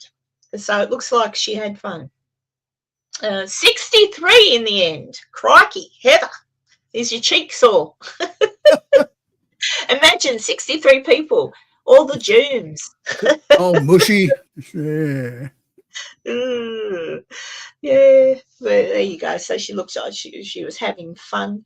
Yeah, so I don't know what that was. And you know me, I'm more a skeptic now than I ever was. But there are still things like you had at the McIntyre Villa that I have no explanation. Right. That's where I was with it, where after a couple hours, it was just like, we're just going to have to let it go. There's too much other stuff going on that just dedicate all our time to trying to figure out what this noise is going up and down the stairs and back and forth on the second floor, hallway and stuff like that, because it never stopped. It went on the entire time we were there up until, the next morning. Even when we were getting ready to leave, there was still clunking going on. It was constant. But so yeah, but that that and the thing at the Waverley Hills, the whatever it was that happened. I must watch that again because I've forgotten. I remember, but I forget. It was humming. It's like the best thing. That should be like on your highlight reel, I feel. Oh, it should be, shouldn't it? But yeah, I don't even know. I might bring it out of the closet next week and then look at it again. But that's what I mean. But I absolutely knew. Well, hang on. Absolutely know anything? Is it absolute that nobody came into that room at that hour to have a go and make me feel shit? These are the things I don't know, because I didn't get up and look at the time. I was just really cranky that they'd even done that. Do you know what I mean? um, so I just assumed it was a human, and I wasn't happy about it. But then, yeah, the next morning the girl If goes, you had to no, and guess what but she time do you showed me think it the book. was? You know, she showed me the book. No one else had signed and was in there. Now, does that mean someone decided let's scare her or something? I don't know, but it seems a little bit like Let's give the Aussie a story to take home with her. yeah. Ooh, banging her out. Yeah. So, but yeah, but I'm looking forward to getting back. There's quite a few things that you're going to love to have a look at, Enzo. Lots of nice people for you to meet. Les, I hope they're still nice. They're always not always nice to me. Yeah. So we'll see how it goes. It doesn't feel like it's been that long since I've been there, but I think that's because I still talk almost on definitely a weekly basis to people who live Right. there. You know? So, and you know, I'm always seeing photos and all that sort of thing. So, but they. So it'll be Oh yes, 2 years or 3 years since you were there last. By the time you get there next year. 2 years this year. So by the time I get there, just over 2.5. But yeah, 2 years too long. But if I can work it out that, you know, maybe even every 18 months, you know, that I can save up the airfare and go over, I will.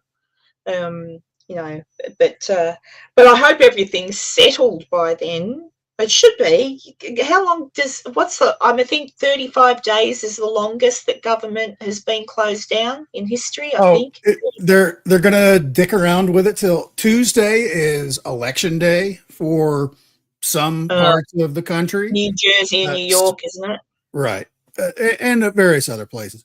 But basically, they're going to dick around until that's over with. So expect the government to open Wednesday or Thursday, I think. Because they'll be thinking, oh, that'll get us votes. I don't think so. There's a lot of people very, very They're getting angry. pretty beat up over it. Every second it goes on, the more a lot of people are not falling for the typical claptrap, to include people like CNN. We're like, yeah, this is your fault. What are you doing? This is clearly no, we can't even butter it up for you, for the people. You are guilty in this. Yeah, You know, I'm just worried more so about because air traffic controllers. So what's a plane still flying because air traffic controllers weren't getting paid. But I know that there was a donor that helped pay the soldiers. Imagine being obviously a billionaire. Imagine saying, "Here's $130 million of my money. Make sure the soldiers get paid." Like that's pretty awesome. It came out who it was. I can't remember now. I heard the name. I didn't know the name. It did come out. I've been in that situation, you know, many, many years ago now, where it's like, as a military member, it doesn't matter. You still got to show up to work, even though technically you're not being paid. You still have a job to do, and it's just running on pure patriotism at that point. Because I totally get it. Because there were certainly, especially a lot of the younger guys, of course, that don't make as much, so they've got much more to lose. It's like they don't have any savings or anything like that. Where it's like, hey, I got cable bill and stuff I still got to pay, you know, things like that, car payments and insurance and all that other stuff that you still got to pay no matter who you are. Yeah, it's just like, yeah, if you're running into problems, you don't think you're going to make it, then we got people that you can talk to where they'll know, you know, because of the circumstances, there's like an in-house kind of thing in the military where it's like, okay, you're gonna advance on next paycheck kind of a thing. But it really goofs up your pay by having to do that and stuff like that. It was ugly and bad back in the time when I was still in. I can't imagine it's any different today. It's funny here in Australia we can't do that. Just doesn't happen. Like right. But yeah, yeah, it's pretty bad over there, and that's what bothered me. I thought, oh my God, how long is this going to last? Like, I hope everything settles down by the time I'm ready to fly over there. I don't want my plane crashing. It'll be cleared up before the end of this week. Probably. Yeah, and that shows you even more so what jerks they are, doesn't it? That's what they're waiting for. Traditionally, the only time that there would be a stalemate, argument like this in Congress and all that stuff is when they're spending too much money and people are like, "We don't know, we can't afford to do this. This is way too much. You got to cut this part out of the budget." That's what it's for. This is the opposite, where the Democrats are saying, no, we want to spend billions more than what we agreed to or what was bargained for. And they're like, no, that's not what this is. No, you're stupid. We're not doing that. Well, you're not getting our votes then. It's like, yeah, I'm taking my bat and ball and going home. All right. And everybody's going to know it. Erwin, I love you. You make me laugh. Have a great birthday, Enzo. Love to everybody from Erwin. See you next week, unless aliens take me for a probing good night. Yeah, well, I'm in line. If they take you, send them over to me, would you, Erwin? Not for a probing. I don't want a probing. I just want to go for a ride in their spaceship. Do you think if I wrote to oh God, I've gone blank. See, I'm telling you, I'm getting old. Elon. Do you think if I wrote Musk? Sure. Elon would probably give you a probing. Sure. No. I mean, if I wrote to him and said, "Dear Elon, one day when it's safe enough to do so," because he's talking about going to the moon for basically like setting up something on the moon as well, and also setting up something in space. Like he's talking about a lot of things. I thought, I should say, can you give a poor person a ride on your rocket to the moon? And just say, please. He might think about it, rather than his rich friends who'll all get in there first. I'll just, I promise I'll go on a diet. I'll weigh as less as possible. I promise I won't eat much. And ask him just to take me for a ride on the rocket. They're eating MREs and drinking Tang. If I went to the moon and I could hang on, I'll get to all that. But if I went to the moon and you could get out and walk around, I'd want to nick back the flag that's there. If it's probably ready to crumble. Can't take that. It's a national, it's an intergalactic monument. I'm sure the astronauts won't mind if I take their thing. Actually, that was something I'd be shocked that there's any cloth at all left there. Oh, yeah, that's what I was just going to say, because I learned about the atmosphere. They're like 90% sure it got knocked over when it took off to come back to Earth anyways. Yeah, from the original Neil Armstrong site. It would still be laying there in the dirt, but just like cosmic rays and radiation and stuff like that beating on it, it's going to be super fragile and just turn to disintegrate to dust as soon as. Well, Elon was saying, which I didn't know, Elon was saying that when the astronauts came back from the moon, their suits and their boots, because he was explaining that it's kind of like the surface is like sandpaper because of the. It's worse. It's like shards of glass. Yeah, yes. And he said, so the bottom of their moon boots was all worn down. And they started off like super thick because they were expecting some deterioration, but it was like double as bad as they thought it would be just from a couple, literally like 24 hours of walking around on the surface. So that's something that I didn't know. And I thought, then how would you propose to be able to get around on the moon if that were the case? You'd have to lay something down, or I don't know, because or metal wheels, like something that wouldn't wear down. As it turns out, the moon buggy that NASA had metal wheels. It didn't have rubber wheels. So I probably worked for NASA in a previous existence. That's right. You were the girl that was crunching the numbers there at the back. That's right. I was crunching the numbers. But yeah, it was just all really interesting. I would imagine what it must be. Well, I've heard when they spoke about being on the surface of the moon and looking at Earth, once they were stood and, or even I might have just been out the window of the rocket, but just the feeling that came over them. And they all found God, apparently, when they were on the moon. So there you go.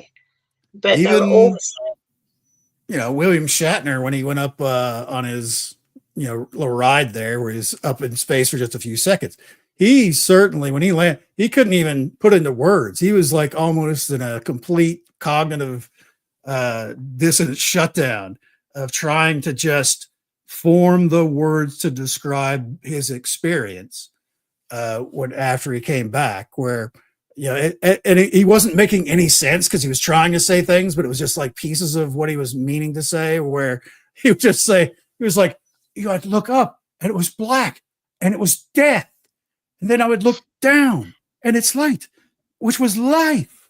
That kind of stuff, as how William Shatner does. But he was that's the basic, is what it is just looking up into the darkness of space. There's nothing. And just a much closer distance away is Earth, where it's just teeming with life everywhere you look, where there's looking down on it, there's no borders, there's no lines or anything like that. It's just ocean water and land with people doing their daily things in it, just teeming with life. And it really, really affected him. And that same effect happens to almost every astronaut by going up and realizing, this much glass that I'm looking through is the only thing separating me from just eternal death. And I'm still hundreds of miles away from the place, the surface of the place that I was born at, that is still not close enough, even though that seems so close. Dang. There you go, Dee. Yes, I remember too when I was little, Dee, that because the astronauts drank Tang, you could buy it, and I just, I think all kids back in the day, I want Tang, I want Tang, because the astronauts drank it. That's what the astronauts drank. It's Tang. Yeah, Tang. It was just, I don't know. But there's a movie, I must find it and watch it. I can't think of the name. It was Space Cowboys. Is that it? With Tommy Lee. Yeah. Who was in it? Tommy Lee Jones. I think. Tommy Lee Jones was in there. I almost said Kurt Russell, but it wasn't Kurt Russell. What's the other guy's name? Shit. Yep. He's really old now. I can't remember. But yeah, there was a lot of, what was it about that you were going to say? Did they drink Tang in there too? No, I just remember when they were training Clint Eastwood. It's a 2000. Yeah, who was in it? So, yeah. Not Kiefer Sutherland, his dad. Is what was his name? Donald Sutherland. Donald Sutherland and James Garner. So James Garner, I forgot about James Donald Garner Sutherland, Tommy Lee Jones and Clint Eastwood. That was a pretty good movie. But there was a thing there where they had, they were going through all the tests and stuff. When the younger kids sent the insurer over to their table to make fun of them. Actually, my wife has me drink this every day. It's great. Yeah. That was a good. I enjoyed that. But what was that? Orange orangutan on the TV. That's right. It was too. Good memory. Oh, there you go. Jessica knows the movie. Yeah, I do. I might find that today and see if I can watch it somewhere. I enjoy some of those older movies. But James Garner, I like James Garner. He's gone now, but there you go. Poor James. But he was pretty good. Rockford Files and Maverick. Oh, his like really good TV shows back in the day. He did. When I was over in America last time, my friend Connie you've got channels over there that just run cowboy shows all the time. And I was watching that because I'd be watching Gunsmoke and what was in that other? Probably The Rifleman. The Rifleman gets a lot. The Rifleman. I used to like The Rifleman. When I was little, we had that here. Gunsmoke, all those, and I was just loving them. But we don't have those channels here. We've just, where you can watch that. But yeah, I do enjoy a good Western. And James Garner was in what was it? Where he plays the cowboy gambler person. Shit. Maverick. Oh, that's Maverick. Yeah. Yeah. And I remember when Mel Gibson made the movie Maverick. Um, it wasn't Maverick, but he's in it. James Garner was in it. He did a cameo. But he was a good actor. He was especially good in the movie The Notebook. In case anyone hasn't seen The Notebook, which by now, if you haven't, I'm amazed. But yeah, the ending was so sad, but beautiful, if that makes sense. Sad but sweet. But I might find the Space Cowboys and give that a bit of a watch. But yeah, so many things I didn't realise. I had no idea until it was Elon talking about that with Joe about the boots and the ground cut. I'm like, oh, geez. Yeah, So, the soil that you see, the dust that's on the surface of the moon.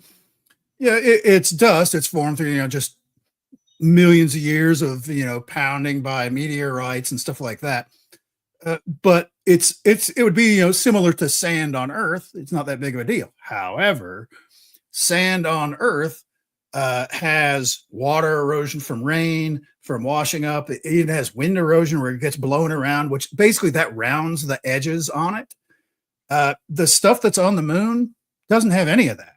There's no wind, there's no water, there's none of that stuff. So everything is basically like little tiny shards of glass that just as you're walking on it, even with like 4-inch heels, so to speak, on your moon boots to protect your feet, it still is just like little knives just slicing away at it over how long were they on the surface of the moon? Not even a full 24 hours of walking around for sure. And it ate through well over half of whatever that thickness was of their boots, that they were not expecting it to be that bad. What was that show back in the 70s? It was definitely 70s. Just trying to think who was in it. I can see his face, can't think of his name. But it was a moon base. Like there was a moon. They had a base on the moon. It was a sci-fi show. Oh, Space 1999. Is that what it was? Oh, I used to like that too. Yeah, I used to like that show. They made some good ones. Had that groovy intro song to it. It was great. Actually, that was like one of the scariest scenes in that one as a little kid that really, really frightened me as a kid.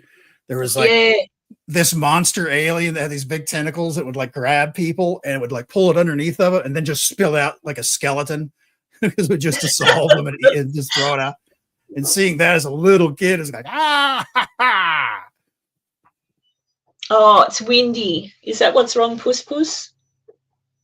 I can hear something outside my window and it's tapping, but I think it's the wind is catching something. Yes, there were some good shows. I don't really make many good shows anymore to entertain, to get your imagination going. Like they could, but I don't know. Not like it was back in the day. Yeah, I think we're starting on the track back up to having like good entertainment again right now because Hollywood finally, after the last dozen years of putting out crap, has realized that nobody's watching this crap and we can't afford to keep shoveling it out anymore. Well, a lot of people aren't even making at the moment. Hollywood's almost people don't have work. They're not making anything. They're going overseas, like places like Poland and here. They were just making a movie here not too long ago. Who was in that? Someone I saw the other day was talking about being out here for a movie, to make a movie. So they make them here because it's cheap. So they go to wherever it is to make them cheap now because you can't afford to. Mel Gibson was saying something. He had to redo a scene, something that would take 10 hours of work or something. And I can't remember what movie it was. And he said that we're back home now. We'll grab the guys up and we'll do it tomorrow, but you have to get permits and things. But they wanted some extraordinary amount of money in permits for him to be able to film and do. So he said it was cheaper to get all the crew on a plane and fly them back to Poland. I think it was Poland, and do it all again there. It worked out cheaper than to just rock up for the day in Hollywood in the studios and do it there. I'm like, that's just ridiculous. Yeah. Hemsworth. Yeah. They been in anything of late? Probably. Chris Hemsworth. They all seem like regular sorts of Aussies. But yeah, and I've been watching the young Robert Irwin on Dancing with Stars, just his dances. Dancing with the Stars. I don't watch Dancing with the Stars, but I've seen Robert Irwin, the tango, you know. I'm like, oh, watch it, because their dances only go for like, what, a minute? But yeah, Robert Irwin, he'll be back in Australia shortly, I would assume. Yeah, and even Hemsworth, they make movies here. They make movies up here in Queensland, and New South Wales as well gets a lot of work. And I think even Perth over in Western Australia. But yeah, lots of things. What else has been happening in the world of entertainment? Nothing really. Nothing that I can think of. Yeah, we're getting into the dead time of year. Where yeah, it is. There's a couple streaming things coming up. The final season for Stranger Things will be up here in a few weeks. Is that still going?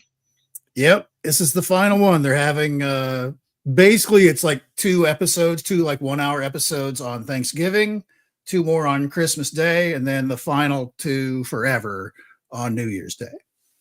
Where are you, Jethro?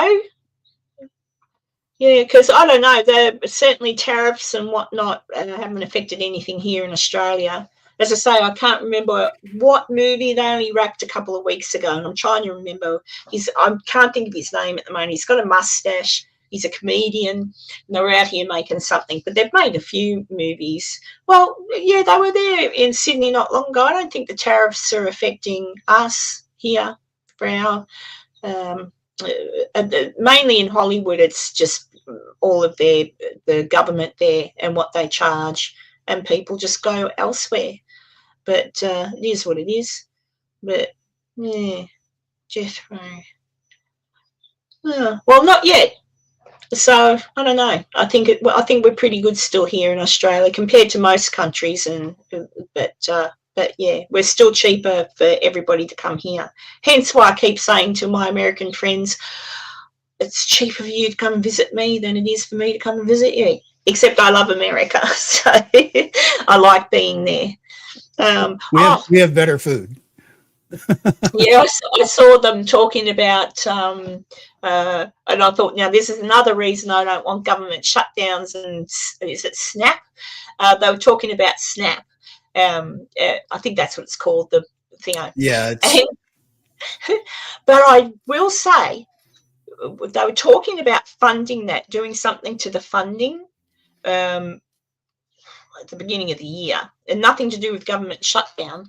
But I saw a lot of people, which a couple I knew, actually complaining that, well, how am I going to? Because my opinion of SNAP is that it's there to help people that don't have enough money to buy food. So to keep food in your pantry, keep you going, keep you healthy.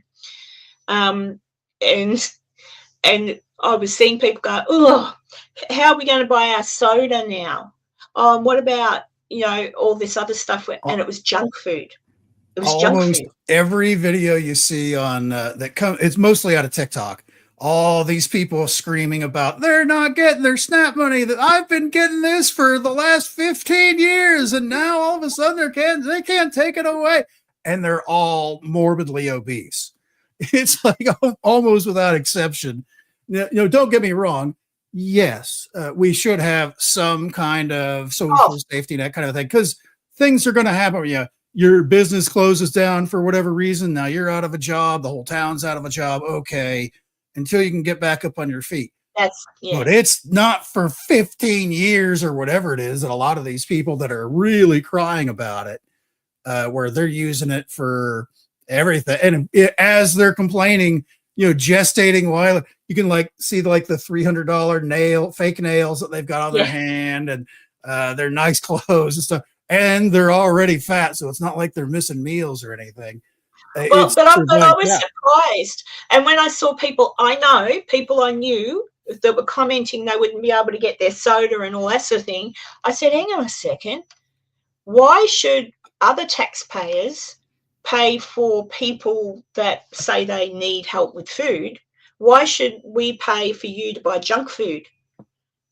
Don't mind paying for you to get vegetables, fruit, juice, like juice or milk, like eggs, staple. milk, Eggs, all that important meat, stuff. But stuff like that. Your basics, sure. But they were there's a lot. There's almost nobody on the right side, of course, that is going to say, no, you can't buy bacon or whatever it is. Yes, you should. That's what you should be spending your money on. Shouldn't be spending it on, okay, maybe if your kid's birthday is coming up, you can buy, a fancy cake or maybe a bag of Fritos and have a Frito pie thing or something like that on rare occasions. That should be, and that should be the rule all the time for anybody, whether you're on SNAP or not. It should be. I reckon if I were, and here too in Australia, if I were Prime Minister, I would make sure that anybody who needed assistance with food packages, and we're pretty good here in Australia actually, because you can go to places and you'll get a food package, okay? But generally speaking, unless someone has donated cakes or junk food, generally speaking, what you get in your care package is tin food, cereal, maybe some bread that the local bakery has, it's a day old bread or something. It's usually food. It's food. So it's not junk food. And you can get food vouchers that very clearly say are not redeemable for alcohol or cigarettes. So if you use those, it's got to be on food, So it's just sort of, everything. From what I can understand of how Snap works, because I looked into it because I thought I want to know what I'm talking about. Absolutely, they need to do something to change that. What they've done is they basically just give you a debit card, and it's got X amount of money on it that gets put in every month on it, but it acts like a regular debit card where you can spend it on anything. So you can go to the nail salon and dump $300 for some new nails and a haircut or whatever, or you can, buy yourself a new leather jacket, or you can, all of these other, it's basically a regular credit card at that point. And a lot of places don't differentiate it between an EBT type card where it's supposed to be only for money or for food and anything else. So, because everybody wants business, so they're like, no, you can't buy that leather jacket. Well, wait a minute, I would appreciate it if they did buy that leather jacket here. So yes, you can use your EBT card. I don't care. Well, and I don't know, you can correct me if I'm wrong, but other people I've seen speaking as well, because Jethro's just saying there that your food is an issue in America at the moment. But I'm under the impression from different people saying different things that in fact prices have gone down. So your eggs, but I don't know. Is that true? How are you finding it, Enzo? Some things have certainly gone down. Other things, honestly, junk food is one of the things I don't think has gone down. Just the other day, I decided to treat myself because I don't buy that much junk food. I mean, it's if I see some like wild new flavor of potato chip or something like that, I'm probably going to buy it because I'm just that kind of guy. But it's like the one bag. And honestly, I'll usually wait till it goes on sale. They had my local grocery store just down the street had bags, regular size bags of Doritos, not like the super family size, just a regular bag. And it was $4 was the sale price. The regular price is like $5.30 or whatever. That's stupid. Like, 4 years ago, 3-4 years ago, same exact bag would have been like $3 and you'd have been bitching about it, that it was so expensive. But the sale price is $4 now, and the regular price is closer to over $5 for a regular bag. It's like I can't afford. Believe me, I enjoy. What about your beef? What about meat? Meat is not so bad. It's certainly it's lower than it was, but not like as low as it was like when Trump was in the first time. It's not that low yet.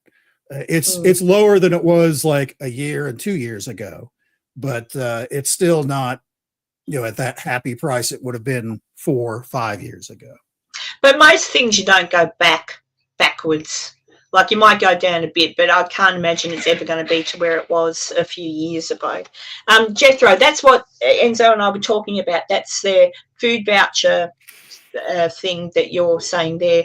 No, hasn't been taken away, and that's what they call SNAP. It's just the system, because the government is closed down at the moment. So if those ding dong demonic party doesn't pull its finger out, but as we'll see, I think it'll. Trumpy's already said, "Don't worry, you're going to get it." So I don't know. He's going to get it to him, just like he paid the soldiers and stuff. So I think it'll be all right. But we were just discussing how most of the people that are getting the snappy thing, not most. I'm sure there's a lot of people who use it the way it should be used. But the majority of people are crying about not getting their food vouchers because, how are we going to buy our soda, like our Coca-Cola or our that's whatever? Like, dude, you shouldn't even be drinking that crap anyway. And why are taxpayers paying for you to buy junk food? Like, shut up. But we'll see. I think it'll be all okay. And yeah, so far as I know, as Trump said, it'll be all right. But things are. I think things seem to be getting better in America. Like fuel, it is. It's is it the golden age where everything's perfect and great? Well, no, it's better than it was a year plus ago. But it's still you're still paying a little more than you like. Yeah, there's still a lot of bad work to be undone. There's still, you can't, I think in all fairness, to have come in when was it, January, and hit the ground running, and where are we now? November. Expecting a full reversal in under a year, that's unrealistic. Yeah. But this time, November next year, that would be really good to see where things are then. There's a lot of economists out there that feel like there's a lot of other country economies that are teetering on the edge, specifically China. That if they fall off, it may be a domino effect for other industries and stuff like that. Because we got Black Friday coming up that I save up all year long for cheap ass Chinese electronics to buy. Which, like with a lot of other people, that may not come if it were to, like, between now and then, if their economy were to tank, because if they tank, then somebody else's will tank. It'll be a ripple effect. It won't be like a whole planet kind of a thing, like it was like in 2008 or anything like that. But it'll still not be good for the world, kind of a thing if stuff like that happens. And we would start, the United States and every other country is going to feel that if somebody like China goes under. So it's that's been teetering for, like the last year. There was talk about that even before like Trump got elected or any of that other stuff. So that's not really that big of a factor on it, but it's we're going through kind of dicey times. So far, it looks like we're okay. We're kind of navigating it. Yeah. And Julie, I saw that. I was going to answer it. Yeah, it is. But the problem is, even in my country, I needed help once. Do you know what I mean? So I definitely needed help once. I was trying to raise 6 children on my own, and money was scarce. So, but I have known people who go and get the food help here in our country, go and get the food help, but sort of like what Enzo was alluding to before, but needed their alcohol, needed their cigarettes, and needed to put on a bet. Go to the pokey machines. That's a big thing here. What do you call them? Slot machines in America? Yeah, big thing here.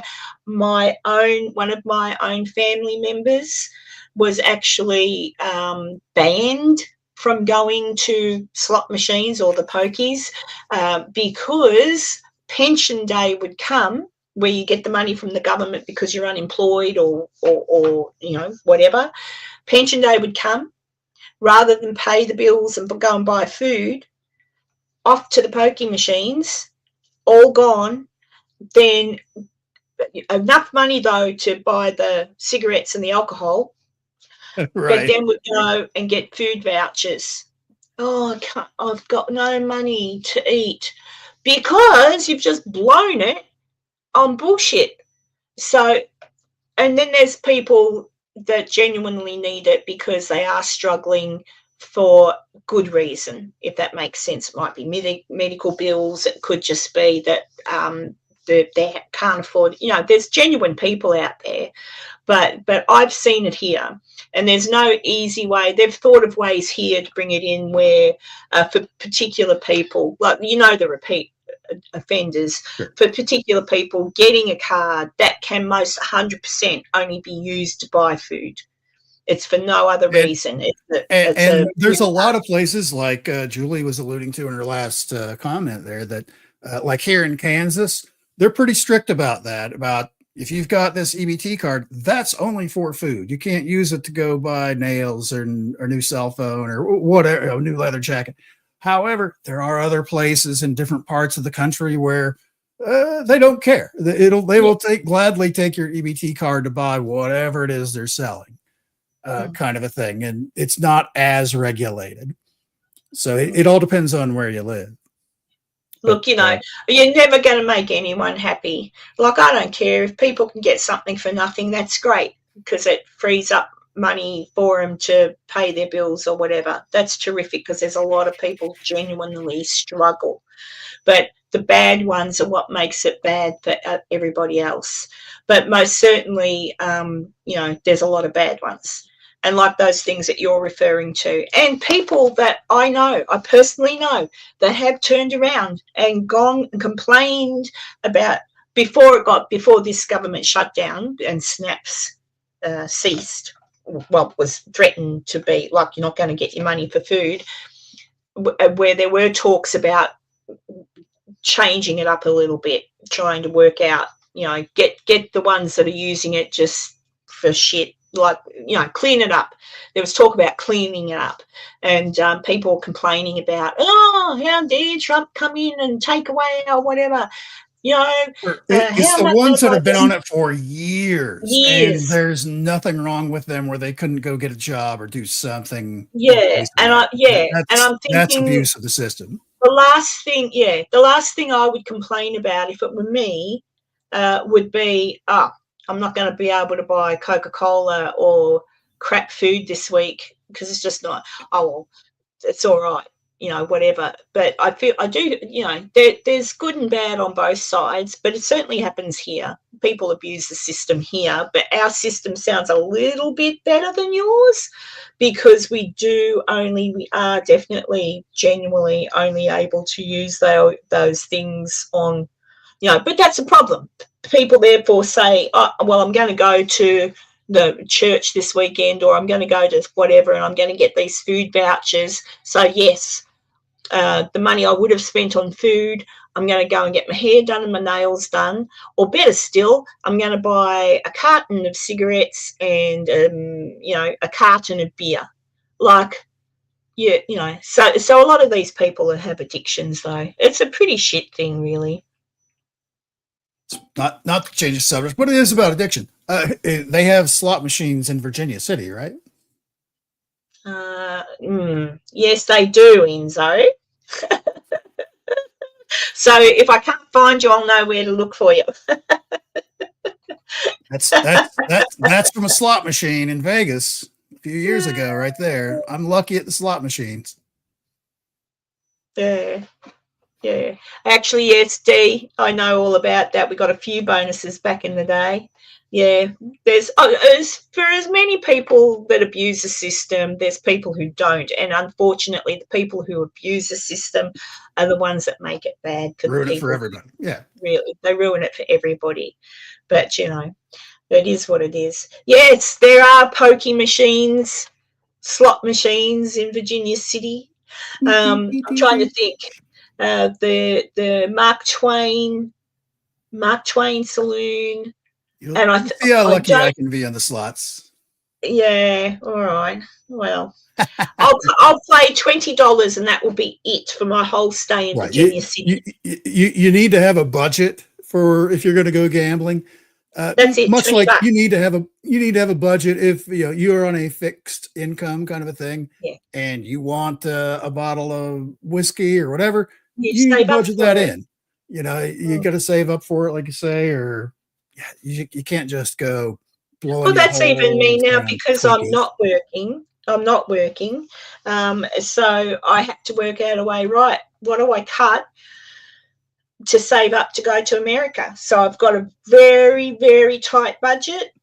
I couldn't come if I wasn't, for example, welcome at Taylor's home. I just couldn't afford. I couldn't afford it.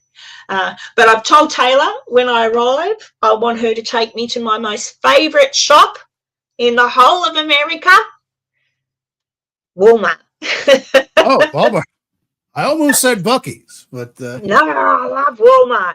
I want to go to Walmart, and I'm going to buy us some steaks, and I'm going to buy us bacon and eggs, and I'm going to buy, yes, I am going to buy some cake, some pie. I'm going to buy tons of food. So I'll buy the food for the couple of weeks that I'm there so we can all eat. That's, yeah, I love Walmart, Julie. I love it.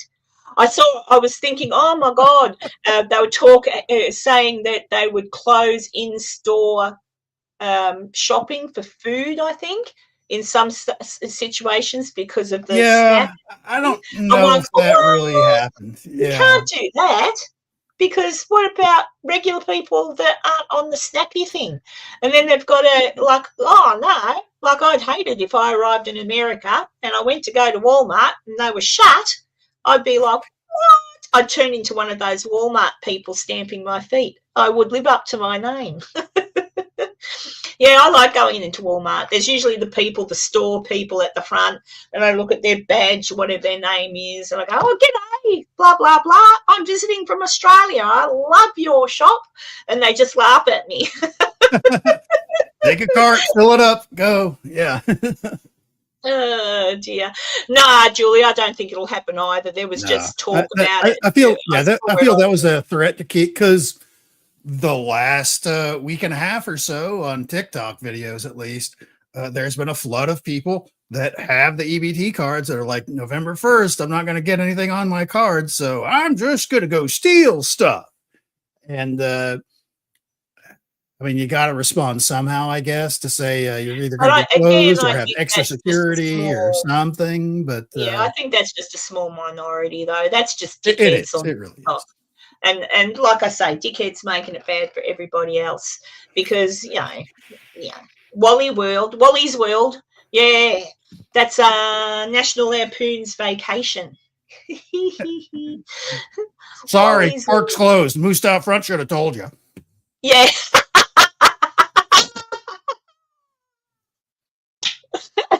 That's right. It's John Candy, isn't it? And they take him hostage and make him go on all the rides. Oh, jeez, it is what it is. Well, we've talked about a lot of things today.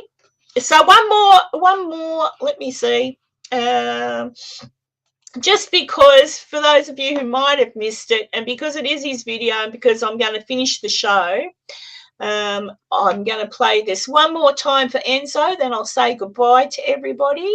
If I can find the bloody thing, where is it? There we go. Okay, here we go. Happy birthday to Enzo. And here's my little presentation.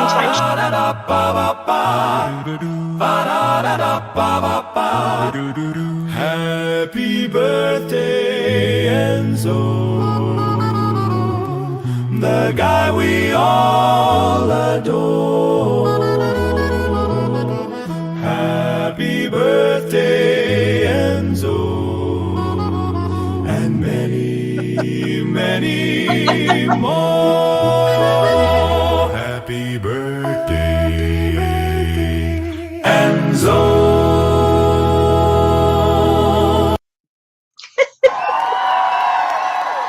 Thank you. Thank you so much. Yeah. There you go. Yes, Jethro, I wouldn't be very impressed if I got all the way to America next year and for whatever reason Walmart's closed down. My most favourite shop. I love it. Oh, and in Virginia City, Karen, I've gone blank. The way it was, antiques, way it was. Oh my God, I've gone blank. Anyway, the antique shop. I just know it as the antique shop. And I go in there all the time because there's fun things in there. You might even find fun things in there, Enzo. But yes. Oh, hello, Tom Thumb. Haven't seen you for a little while. Hope you're doing all right. Well, guys, I'm going to end it here. I haven't eaten all day. Oh, ladies, gentlemen, I found a new thing to stop you being hungry. Do you want to know what it is? And I always thought it was BS, but guess what? It really works. Before you go to bed at night, so make sure your last meal is no later than 7 p.m., okay? Before you go to bed at night, sounds horrible, squeeze a lemon, get 2 tablespoons of apple cider vinegar, mix it in with your lemon, and hot water, warm water, give it a stir. If you need it, a little dab of honey will do it to make it taste sweet, but you drink that. You've got to get used to the vinegar taste a bit, but it's not too bad if you water it down. But I'm used to it now. I'm actually enjoying it. But you drink it, and I can swear to God, I've been using it, and it works. You're not hungry. You go to bed, you wake up in the morning, you're not hungry. It actually slows down the digestion of food. So it makes you feel hungry, feel full for longer, and it works. So I'll let you know how good it works in about I'll give it 30 days. Let's see. But yeah, just a tip. You can find plenty of things on it on the YouTube that tell you how to make it. But anyway, guys, thank you. And you got here too late, little Tom Thumb. But we'll be back next week to talk crap. And thanks, everybody. Have a great Sunday night to you in America, and to everyone here in Australia. Have a good Monday. And Enzo and I will catch you next week. Bye.